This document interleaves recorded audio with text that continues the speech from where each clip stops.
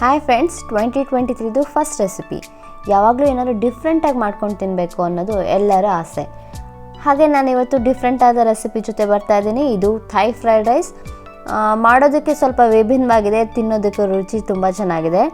ಇದನ್ನು ಹೇಗೆ ಮಾಡೋದು ಇವತ್ತಿನ ದಿನ ನೋಡೋಣ. ವೆಲ್ಕಮ್ ಬ್ಯಾಕ್ ಟು ಆವಾಸ ಲೈಫ್ ಸ್ಟೈಲ್. ನಮಸ್ತೆ, ನನ್ನ ಹೆಸರು ವರ್ಷ. ನಾನು ಇಲ್ಲಾಗಲೇ ಅಡುಗೆಗೆ ತಯಾರಿಗಳನ್ನ ಮಾಡ್ಕೊಂಡಾಗಿದೆ. ಈರುಳ್ಳಿ ಕಟ್ ಮಾಡಿದ್ದೀನಿ, ಬೆಲ್ ಪೆಪ್ಪರ್ಸ್ ಆಗಲೇ ಕಟ್ ಮಾಡಿದ್ದೀನಿ, ಶುಂಠಿ ಬೆಳ್ಳುಳ್ಳಿ ಜುಕ್ಕಿನಿ ಎಲ್ಲ ಕಟ್ ಮಾಡಿ ಆಗಲೇ ಇಟ್ಕೊಂಡಿದ್ದೀನಿ. ಇನ್ನೂ ತರಕಾರಿಗಳನ್ನ ಕಟ್ ಮಾಡೋಕ್ಕಿದೆ, ಅದು ಏನೇನು ಅಂತ ನಾನೀಗ ಹೇಳ್ತೀನಿ. ಇದು ಟ್ಯಾಂಪಿ, ಇದು ಸೋಯಾಬೀನಿಂದ ಮಾಡೋದು, ಪ್ಲ್ಯಾಂಟ್ ಬೇಸ್ಡ್ ಫುಡ್. ಇದು iron rich, high fibre, gluten free ಹಾಗೆ ಡೈರಿ ಫ್ರೀ. ನೀವು ಇವಾಗಲೇ ಟೋಫುನ ಬಳಸಿದರೆ ಇದು ನಿಮ್ಗೆ ಗೊತ್ತಿರುತ್ತೆ ಏನು ಅಂತ. ಮಸಾಲೆ ಆ್ಯಡ್ ಮಾಡಿರ್ತಾರೆ. ಇಲ್ಲಿ ನಾನು ಬೇಸಿಲ್ ಲೀಫ್ ತೊಗೊಂಡಿದ್ದೀನಿ, ಬೇಬಿ ಕಾರ್ನ್, ಲೆಟ್ಯೂಸ್, ಇದು ಮಿಕ್ಸ್ ಲೆಟ್ಯೂಸ್ ಇದೆ ಇದರಲ್ಲಿ. ಹಾಗೆ ಮಶ್ರೂಮ್ ತೊಗೊಂಡಿದ್ದೀನಿ. ಇಲ್ಲಿ ನನ್ನ ಹತ್ರ ರೆಡ್ ಚಿಲ್ಲಿ ಇದೆ, ಇದು ತುಂಬ ಖಾರ. ಹಾಗೆ ಇಲ್ಲಿ ಸ್ಪ್ರಿಂಗ್ ಆನಿಯನ್ ತೊಗೊಂಡಿದ್ದೀನಿ. ಹೀಗೆ ಉದ್ದದಾಗಿ ನಾನು ಕಟ್ ಮಾಡ್ಕೊಂಡಿದ್ದೀನಿ ಎಲ್ಲ ತರಕಾರಿನೂ. ನೀವು ಹೇಗೆ ಬೇಕೋ ಹಾಗೆ ಕಟ್ ಮಾಡ್ಕೊಳ್ಳಿ. ಉದ್ದದಾಗಿ ಕಟ್ ಮಾಡಿಕೊಂಡ್ರೆ ನಮಗೆ ಬಾಯಿ ಸಿಗುತ್ತೆ ಅಂತ. ಹಾಗೆ ಮಶ್ರೂಮ್ನೆಲ್ಲ ಕ್ಲೀನ್ ಮಾಡ್ಕೊಳ್ಳಿ, ಲೀಫಿ ವೆಜಿಟೇಬಲ್ಸ್ ಎಲ್ಲ ಕ್ಲೀನ್ ಮಾಡಿ ಕಟ್ ಮಾಡ್ಕೊಳ್ಳಿ. ನಾನೀಗ ಮಸಾಲೆ ತಯಾರು ಮಾಡ್ಕೊತೀನಿ. ಇಲ್ಲಿ ನಾನು ರೆಡ್ ಚಿಲ್ಲಿ ಸಾಸ್ ಹಾಕ್ಕೊಂಡು ಆಮೇಲೆ ಸೋಯಾ ಸಾಸ್ ಹಾಕ್ಕೊಂಡಿದ್ದೀನಿ. ಅದಕ್ಕೆ 1 ಸ್ಪೂನ್ ವಿನೆಗರ್, ಹಾಗೆ ಕಟ್ ಮಾಡಿ ಇಟ್ಕೊಂಡಿದ್ದು ಆಗಲೇ ತೋರಿಸಿದ್ನಲ್ಲ ರೆಡ್ ಚಿಲ್ಲಿ, ಇದನ್ನು ಹಾಕ್ಕೊಂಡು ಮಿಕ್ಸ್ ಮಾಡಿ ಸೈಡಿಗೆ ಎತ್ತಿಡ್ತೀನಿ.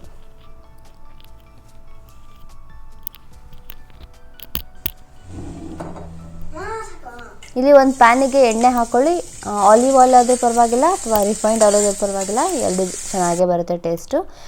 ಎಣ್ಣೆ ಹಾಕ್ಕೊಂಡು ಈರುಳ್ಳಿನ ಫ್ರೈ ಮಾಡ್ಕೊಳ್ಳಿ. ಇದಕ್ಕಿವಾಗ ಜಿಂಜರ್ ಗಾರ್ಲಿಕ್ ಮತ್ತು ಈ ರೆಡ್ ಚಿಲ್ಲಿನ ಹಾಕ್ಕೊಂಡು ಸ್ವಲ್ಪ ಕ್ರಷ್ ಮಾಡ್ಕೊಳ್ಳಿ.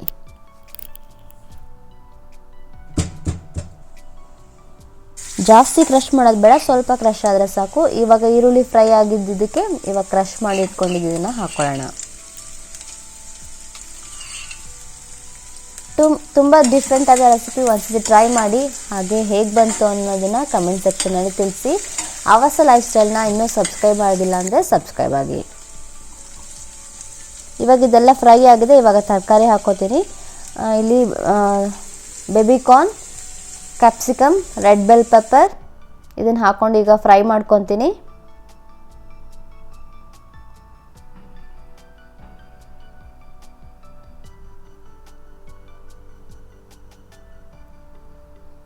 ಹಾಗೆ ರೀಸೆಂಟಾಗಿ ನಾನು ವೆಜ್ ಪುಲಾವ್ನು ಹಾಕಿದ್ದೀನಿ, ಒಂದ್ಸತಿ ಚಾನಲಲ್ಲಿ ಚೆಕ್ ಮಾಡಿ. ಈ ಜುಕಿನಿ ಮತ್ತು ರೆಡ್ ಬೆಲ್ ಪೆಪ್ಪರ್ ಎಲ್ಲ ನಾನು ಹಾಕ್ತಾ ಇರೋ ತರಕಾರಿ ಎಲ್ಲ ನೀರು ಬಿಟ್ಕೊಳ್ಳುತ್ತೆ. ಸೊ ತರಕಾರಿ ಬೇಯಿಸೋದಕ್ಕೆ ಅಂತ ನೀರೇನು ಹಾಕಕ್ಕೆ ಹೋಗ್ಬೇಡಿ, ಹಾಗೆ ಫ್ರೈ ಮಾಡಿದ್ರೆ ಸಾಕು.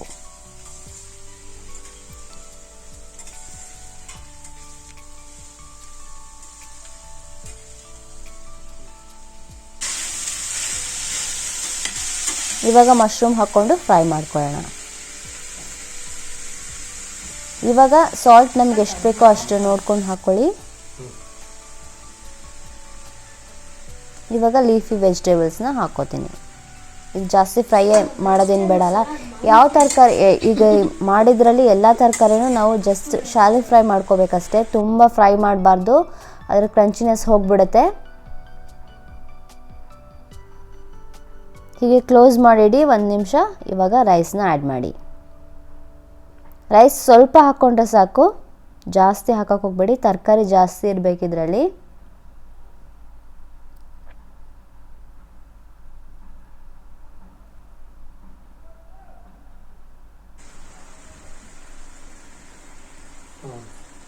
ಇವಾಗ ಮಾಡಿಟ್ಕೊಂಡಿದ್ದು ಮಸಾಲೆ ಇತ್ತಲ್ಲ, red chilli sauce, soya sauce, ಅದನ್ನು ಮೇಲ್ಗಡೆಯಿಂದ ಹಾಕ್ಕೊಂಡು ಮಿಕ್ಸ್ ಮಾಡ್ಕೋಬೇಕು.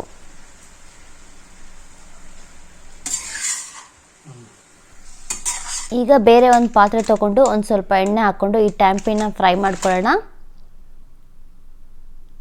ನಾನಿಲ್ಲಿ ಟ್ಯಾಂಪಿ ನಾನು ಪೆರಿ ಫ್ಲೇವರ್ ತೊಗೊಂಡಿದ್ದೀನಿ.